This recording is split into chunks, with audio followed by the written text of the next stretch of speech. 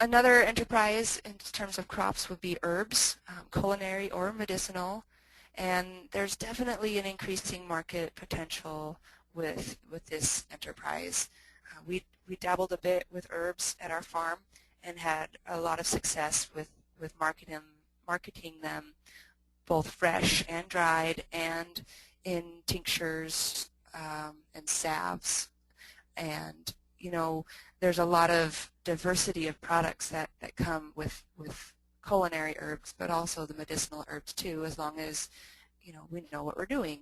And I think that's the most important. It's direct to consumer. You can also do retail or wholesale. There's definitely a market for internet sales. I recently went to a little workshop in California about Chinese herbal growing, and a woman outside of Sebastopol grew Chinese herbs for sale, specifically for a company, and she mentioned that there's only a handful of people right now in the country, in the United States, that grow Chinese herbs. And she isn't necessarily well versed in all Chinese medicine, but she is well versed in plant identification. And so she knows exactly what she's growing and can get it to her buyer very easily. And she has a great niche market. And so that's just one example. Another example, of course, is mountain rose herbs online, and you can find them. They're a great source for different herbal resources, and that's mountainroseherbs.com. But the one thing to remember is that you have to know your market, and you have to know the herbs, and do the research first.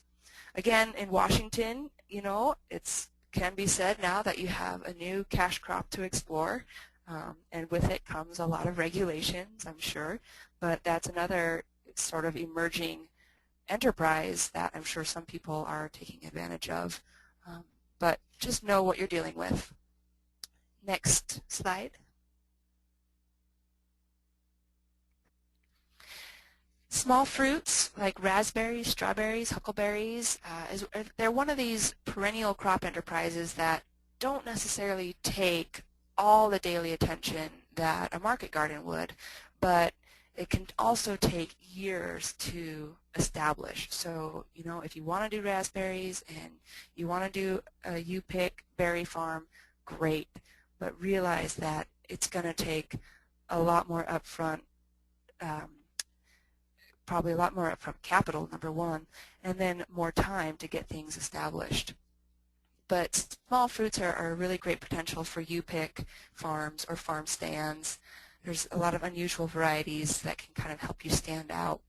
And then you can also consider adding value to these crops, marketing them as syrups, jams, dried fruit, fruit drinks. Again, talking to your local health district, making sure you know the regulations involved for food safety. And but the minute you add value to any crop, really, you can up the price and get a better return. But with that, it's not all about the money. You have to factor your time and labor into that. Next.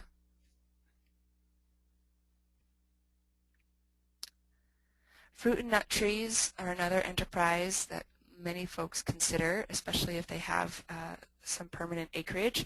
I definitely wouldn't necessarily recommend it if you're leasing land without a long-term lease, since it does take so long to get these trees established in a healthy orchard in production. But if you have the capability, then great. Fruit and nuts sell wonderfully at the farmer's market as a you-pick, possibly to retail stores, especially if you have local co-ops in your area. There's many different early and late varieties that you can fit to your climate. And again, it's one of those crops that are pretty easy to add value to.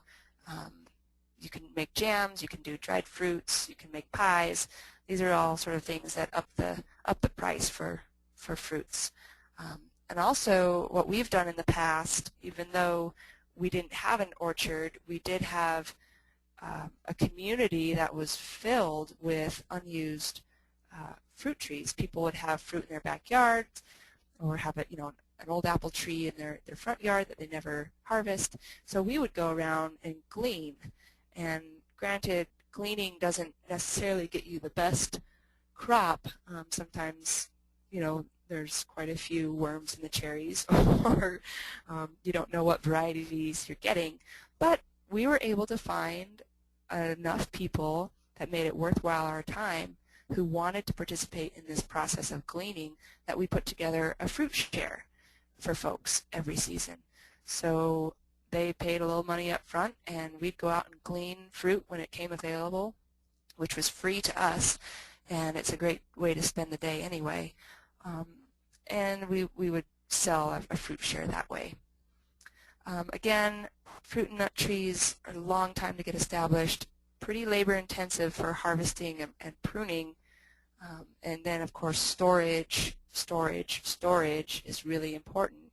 What do you do with this kind of time sensitive crop once you harvest it? Next. Slight delay. Lots of folks offer flowers as part of their whole farm plan. It's great diversity on the farm. We grow flowers every single place we can. We don't necessarily market them, but many folks do. There's a really great market potential, but you have to be kind of savvy and diligent about it. You can sell retail, you can sell corporate, going to different hotels and restaurants in the area that like to have fresh cut flowers, or you can do a subscription service like a CSA just for flowers. Diversity is really important if you want a longer season of selling flowers.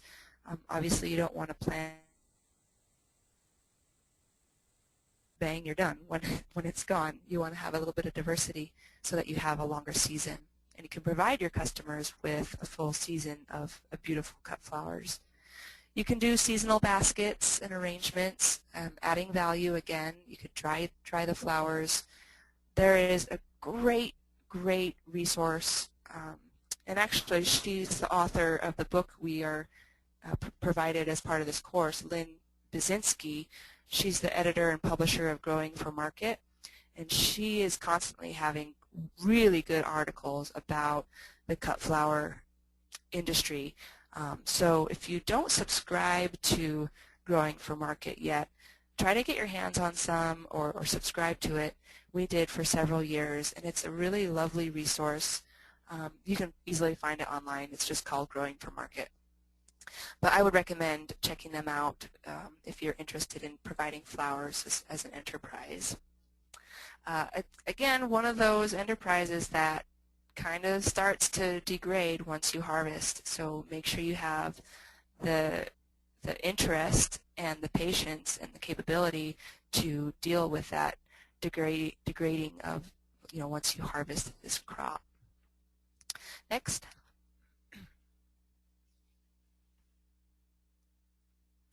Grains is one area that I really have intense interest in getting into.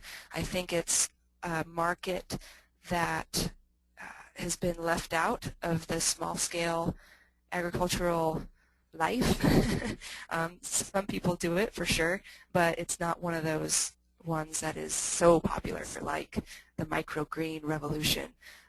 Traditional grains are so sweet for small-scale production, and it is one of those where you have to kind of try to cultivate some old-school knowledge on how to grow and prepare and harvest, and not necessarily market these goods, but how to harvest and plant them. I think a lot of value can be added to traditional grains, like making them into flour and breads, of course decoration, popped wheat or bird seed. These are all added values, but it's a very big part of our food system that has a gap in it. And I think if more growers could grow the traditional grains and even the specialty grains, I think we'd be filling a niche in local food systems throughout the Pacific Northwest. It's one of those enterprises that is going to be either really, really labor intensive, or there's going to have to be some equipment involved.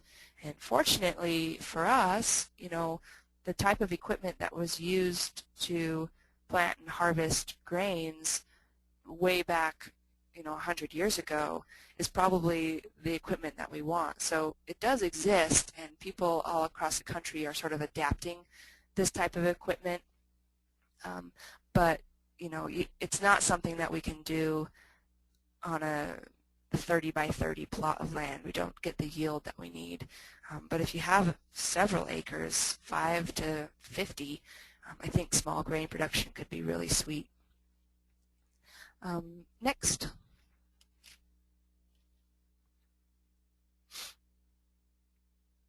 I know some of you are really interested in growing hay and pasture and doing some cover crops, and I say fantastic, because this is another crop enterprise that could be really successful, although, you know, it can be pretty labor and equipment intensive.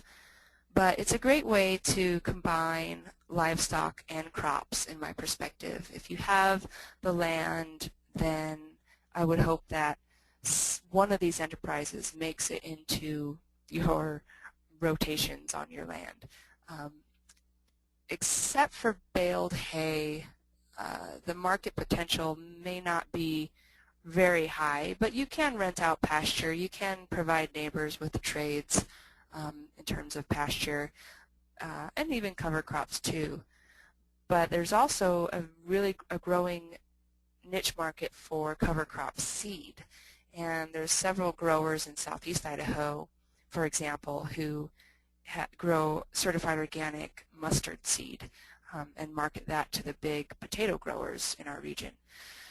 So I think cover crop seed would be one that you could, it would be adding value to your farm, maybe not necessarily your most profitable crop, but it would provide, kind of fill in the gap of production.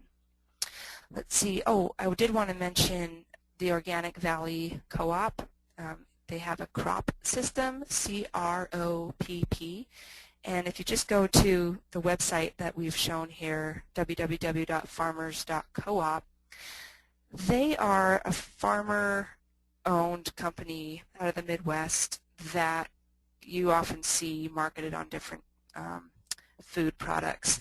But there is a shortage in their business plan. There is a shortage of certified organic feed in terms of pasture for certified organic livestock and certified organic poultry.